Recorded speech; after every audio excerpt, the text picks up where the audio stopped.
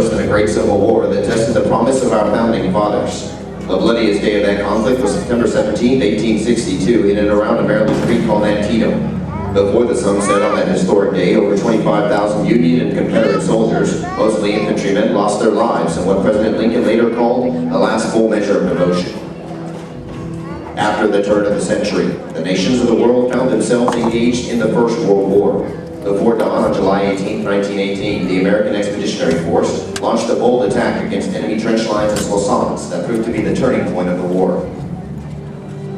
Just a generation after the so-called war to end all wars, the world was entrenched in a conflict even more deadly. With Europe under Nazi control, the Allies launched the largest amphibious assault in history at Normandy and other beaches on June 6, 1944. The talent, temperament, and sheer tenacity of the American soldier was on grand display and would convert that slim beachhead into the liberation of Europe and the enemy's unconditional surrender 10 months later. In the 1950s, American soldiers were again fighting alongside Allied brothers in arms, this time on the Korean Peninsula. Over rugged terrain and in extreme temperatures, American and Korean soldiers fought side by side in what became known as the Forgotten War. In the 1960s, troops trained here at Fort Benning and were deployed to a remote land called Vietnam.